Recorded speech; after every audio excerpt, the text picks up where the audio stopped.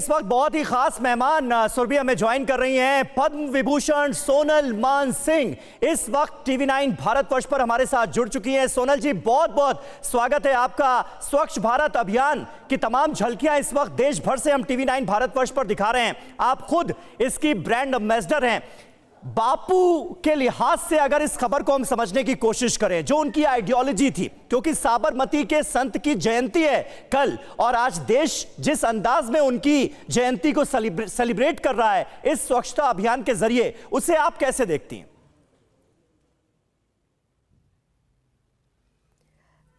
ये अभियान 2014 में हमारे गौरवशाली प्रधानमंत्री श्री नरेंद्र मोदी जी ने 25 दिसंबर 2014 को वाराणसी से अनाउंस किया जी। वैसे देखा जाए तो सदियों से अपने अपने घरों में कूड़ा करकट साफ करने का तो है ही, विशेष रूप से जब दिवाली जैसे पर्व आते हैं तो जिसको स्प्रिंग क्लीनिंग कहते हैं वो तो होता ही है। लेकिन प्रधानमंत्री जी का जो आग्रह है, स्वच्छाग्रह है, सत्याग्रह तो गांधी जी ने किया जी। इनका है स्वच्छाग्रह। तो उसके तहत आपको अपने हृदय, मन, वाणी, व्यवहार, विचार सभी की शुद्धता तो रखनी ही है, पवित्रता रखनी है, शुचिता रखनी है। और अपने घर की नहीं, केवल अड़ोस पड़ोस, पर्यावरण, मोहल्ला, रास्ता, कूचा, गली और पूरे देश की। और इसके तहत क्या होता है कि संवाद में एक सौम्यता आती है। हमारे सामने यमुना नदी है। यमुना नदी की स्वच्छता के बारे में इतना कहा गया, तो नदियों का प्रदूषण है, मन का प्रदूषण है, ई वेस्ट का प्रदूषण है, तरह तरह के प्रदूषण है। इनको भी एड्रेस करना चाहिए, एड्रेस कर रहे हैं और प्रधानमंत्री जी लगातार इसका आग्रह कर रहे हैं। देखिए, वो देश और देशवासियों को जगा रहे हैं, बार बार जागो वरना रहना मुश्किल हो जाएगा। आप सोचिए कि कूड़े करकट के ढेर पे कोई बैठ सकता है क्या?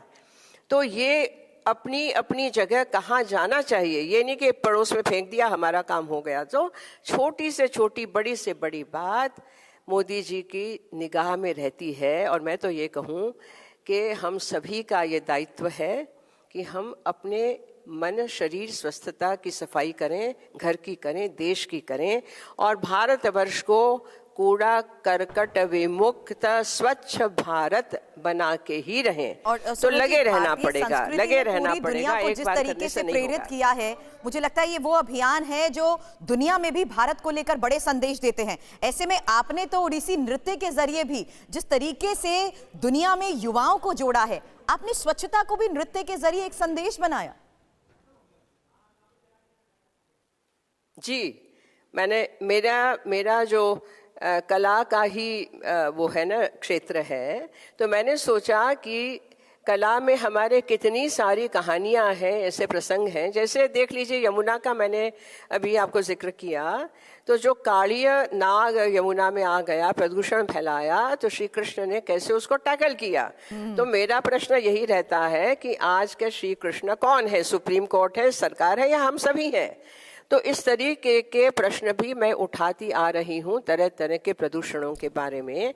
और कला बहुत सशक्त माध्यम है, क्योंकि वो सीधा दिल में तीर की तरह घुसता है। उसमें ज़्यादा सुनने की और वाणी सुनने की ज़रूरत नहीं रहती है। लेकिन मैं तो इतना ही कहूँ कि जो अपने क्षेत्र में जो काम कर रहे हैं उसमें एक साफ संदेश जाना चाहिए। वैसे पैसा कमाना तो सभी को अच्छा लगता है, लेकिन उसके साथ हम देश को क्या दे रहे हैं, देश के लिए क्या कर रहे हैं, तो अपनी अपने तरीके से सबने जुड़ना सही बात है। ही सबको अपनी अपनी जिम्मेदारी का ख्याल होना चाहिए और उस जिम्मेदारी को समझते हुए इस स्वच्छता अभियान में हर किसी को पार्टिसिपेट करना चाहिए, ये उम्मीद की जा रही है, क्योंकि सरकार तो अपनी तरफ से मैसेज दे ही रही है। सोनल जी, जब आप और हम बात कर रहे हैं, देखिए गृह मंत्री अमित शाह रानीप पहुंच गए हैं और खुद वो स्वच्छता अभियान में इस वक्त किस तरह से हिस्सा ले रहे हैं, ये आप देखिए तस्वीरों के जरिए। रानीप से ये तस्वीरें आपको दिखा रहे हैं। गृह मंत्री अमित शाह वहां पर पहुंचे हुए हैं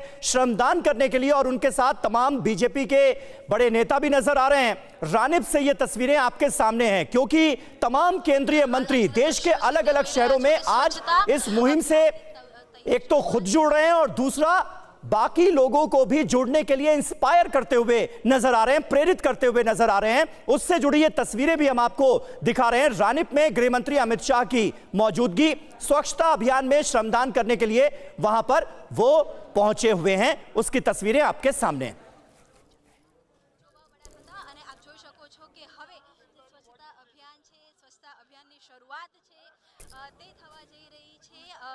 ગાંધીનગર લોકસભાનો એક વિભાગ રાણી પ્રાણીપની અંદર કેમ કે જો કે જે પ્રકારની વ્યવસ્થા કહેવામાં આવી હતી તે વ્યવસ્થા થઈ નથી, તેના કારણે થોડીક નારાજગી પણ અહીંયા જોવા મળી રહી છે। परंतु જે स्वच्छता अभियान तो रानिप की तस्वीरें आप देख रहे हैं, जहां इस वक्त स्वच्छता अभियान के तहत इस मुहिम में आम लोगों के बीच नजर आ रहे हैं अमित शाह।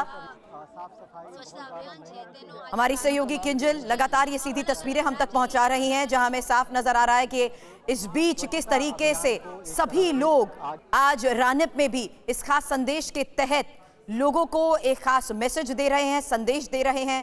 किंजल हमें नजर आ रही है, लेकिन इस बीच हमें आईटीओ भी समीर रुक करना होगा। आईटीओ से हमारे सहयोगी जितेंद्र भाटी हमें ज्वाइन कर चुके हैं। आईटीओ में इस वक्त क्या हो रहा है स्वच्छता के तहत, यहाँ इस मुहिम में कौन कौन शामिल है? बिल्कुल आपको दिखाते हैं और सबसे पहले बताएं कि 154वीं बाबूजी की जयंती है, तो ऐसे में उनको श्रद्धांजलि की जगह स्वच्छांजलि दी जा रही है। और यही वजह है कि प्रधानमंत्री ने सबसे ये जो है एक अपील की थी कि पहली तारीख 1 घंटा और सब मिलकर एक साथ देखिए सफाई करें, तो यहाँ पर होती हुई दिखाई दे रही है। और साफ तौर पर उन्होंने कहा था कि स्वच्छता ही जो है वो श्रमदान ही जो है वही सेवा है। ये बताइए कि आप जब एक सफाई अभियान में जुटे हुए हैं तो ये आपके लिए हमेशा के लिए रहने वाला है मन में, या फिर आज प्रधानमंत्री के लिए तभी आपने सोचा है करने के लिए? ये तो हमारे लिए हमेशा ही रहेगा, लेकिन हमारे सर बताएंगे वो। तो ये तमाम जो लोग हैं वो अलग अलग विभागों से हैं। सर आप किस डिपार्टमेंट से हैं? मैं आयकर विभाग से। जी। और यहाँ हम देख रहे हैं आप सफाई कर रहे हैं, और दिन भी इस बात का ख्याल रखते हैं? अभी तक तो यहाँ कभी आए नहीं थे, मैं तो वैसे दिल्ली में नया हूँ। अपने घर के आसपास? हाँ, घर के आसपास पूरा साफ सफाई का ख्याल रखते हैं और हमेशा आगे भी कोशिश करेंगे कि ज्यादा से ज्यादा। चलिए ठीक है, दिल्ली में इस वक्त देखिए आईटीओ के पास किस तरह से ये अभियान चलाया जा रहा है, इसकी तस्वीरें जीत भाटी ने हमें दिखाई। पटना का अब रुख कर लेते हैं, रूपेश कुमार वहां से हमारे साथ लगातार मौजूद हैं। रूपेश, स्वच्छता अभियान का कितना असर राजधानी पटना में इस वक्त आप देख रहे हैं, क्योंकि वहां तो नगर निगम की हड़ताल भी चल रही है, बड़ा टसल चल रहा है सरकार के साथ कर्मचारियों का, तो कहीं इस अभियान पे कुछ असर तो नहीं पड़ा उसका?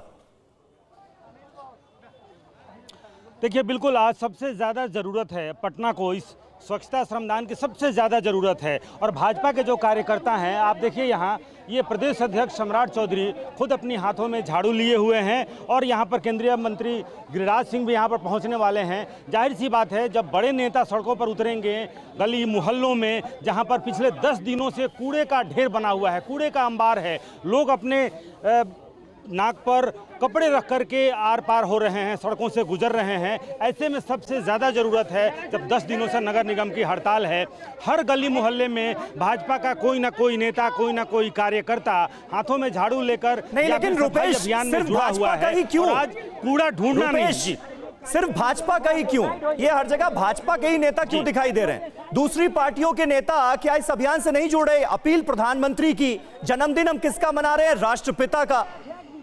तो इस अभियान से तो सबको जुड़ना चाहिए। देखिए बिल्कुल आपका सवाल बिल्कुल वाजिब है, लेकिन इसमें भी बस राजनीति हावी है। भारतीय जनता पार्टी या फिर उसके जो सहयोगी, चूंकि पशुपति पारस हैं, वो भी अपने जो प्रदेश कार्यालय है उसके पास वो भी सफाई करते हुए नजर आए। आम लोगों पर बहुत बड़ा असर है, राजनीतिक कार्यकर्ताओं पर जो पक्ष विपक्ष का असर भले ही हो, लेकिन आम लोगों ने इस आह्वान में, जिस तरीके से इसके पहले भी स्वच्छता अभियान में लोगों को ये आदत लग गई, लोगों का ये संस्कार बन गया कि कचरे वाली गाड़ी आएगी तब घर से, जब गाना बजेगा कूड़े वाली गाड़ी आई, घर से कचरा निकाल, तभी कचरा निकालना है। पिछले 1-2 सालों में ये लोगों का संस्कार बन चुका है। चूंकि नगर निगम की यहाँ हड़ताल है, लिहाजा मैंने देखा अपने गली मोहल्लों में आम लोग जिनको राजनीति से, किसी पार्टी से कोई खास सरोकार नहीं है, वो भी 1 घंटे का 10 बजने के पहले ही लोग अपने हाथों में सरिया और खुरपी वगैरह लेकर के और श्रमदान करने के उतर आए। जो आम लोग हैं, किसी पार्टी के कार्यकर्ता नहीं हैं, लेकिन उनको पता है कि उनके आसपास, उनके घर के सामने वाली सड़क पर कचरा जमा है, क्योंकि 10 दिनों से लोग कचरा फेंकेंगे कहाँ। हालांकि शुरुआती 2-3 दिनों तक लोगों ने ये इंतजार किया कि शायद ये हड़ताल समाप्त हो जाए, कोई ना कोई रास्ता निकले, लेकिन ये रास्ता निकला। और वो रास्ता कुछ नगर निगम के कुछ जो अस्थायी कर्मी हैं उनको सफाई में लगाया गया, लेकिन वो खास रसूखदार मोहल्लों तक ही उनकी पहुंच है।